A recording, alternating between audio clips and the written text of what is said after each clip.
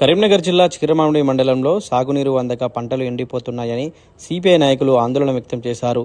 రైతులకు వెంటనే సాగునీరు అందించాలని, శ్రీరామ్ సాగర్ వరద కాలువ నిర్మాణ పనులు త్వరితగతిన పూర్తి చేయాలని, శాశ్వత మరమ్మతులు మరియు అవసరమైన స్ట్రక్చర్స్ ఏర్పాటు చేయాలని డిమాండ్ చేశారు.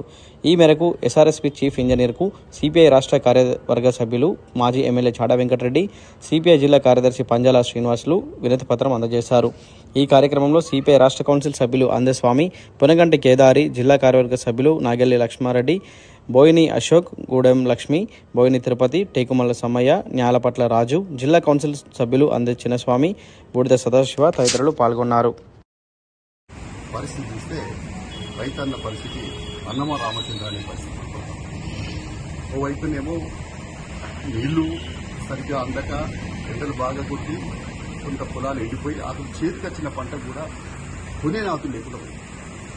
అండ్ ఇవాళ సివిల్ సప్లైస్ జిల్లా బిఎస్ఓ, జిల్లా సివిల్ సప్లైస్ అధికారి నరసింహరావుతో వారితో మాట్లాడుతుంది. ఇప్పుడు ఆన్లైన్ సిస్టమ్ వచ్చింది కదా, ఎవరికి కావాలి ఆన్లైన్? రైతుకు ఒక రైస్ మిల్ అలాంటి చేస్తారట, ఆడికి పోతారు రైతు. ఇప్పుడు నల్లగొండకు వేయటం లేకుండా రైతు పోతే మన గ్రామాలు లేరు అంటున్నాడు. అంటే ఆ రైతు మళ్ళీ ఇక్కడ మొత్తం వడ్డు కొట్టబోయి ఆ ట్రాక్టర్ మళ్ళీ పంపిస్తారు వాళ్ళ. తర్వాత రైతుల పరిస్థితి, కొనుగోలు కేంద్రాలు మీరు ఎప్పుడైతే గతంలో పెట్టారో మీరు కొనుగోలు కేంద్రాలు సివిల్ సప్లైస్ డిపార్ట్మెంట్ ద్వారా కొనుగోలు చేయాలి, లేదా సహకార సంఘాల ద్వారా చేయాలి. చేసి మీరు రైస్ మిల్ పంపాలి. కానీ ఇప్పుడు ఆన్లైన్ పేరుతో పెట్టి రైతుల బతుకులు బజార్పాలు చేయదని చెప్పి ఈ ప్రభుత్వానికి హెచ్చరిక చేస్తున్నాం.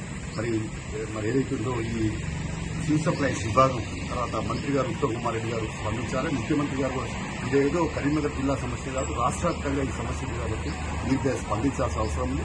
మక్కలు కొనుగోలు చేయకపోతే మక్కల రైతులు కూడా అన్నమరాంశం ఇబ్బంది పడుతున్నటువంటి పరిస్థితి. వాటికైతే మళ్ళీ వర్షాలు పడితే తడిచిపోతుంది, తడిచిపోతే బతుకుపోతారు. వాళ్ళు ఆత్మహత్యలు తప్ప వేరే మార్గం ఉండదు. అందుకనే రైతు అన్న కోసం అంతా ఇంత కాదు కాబట్టి, రైతు బతుకు చిక్కిపోతున్న బతుకు కాబట్టి, పెట్టుబడి పెట్టి మరి అసలు నష్టాలతో ఉన్నారు కాబట్టి తక్షణమే ప్రభుత్వం స్పందించి ఈ రైతులను ఆదుకోవాలి. వడ్లు శీఘ్రగతిన కొనుగోలు చేయడానికి వేగవంతం చేయాలి. ఎక్కడికెక్కడికి మరి స్పీడప్ చేయాల్సిన అవసరం ఉందని చెప్పి ప్రభుత్వానికి హెచ్చరిస్తాం. లేకపోతే కూడా సిపిఐ ఆధ్వర్యంలో ఎక్కడికెక్కడికి మరి ధర్నాలు చేపట్టాయని చెప్పి తెలియపరుస్తాం.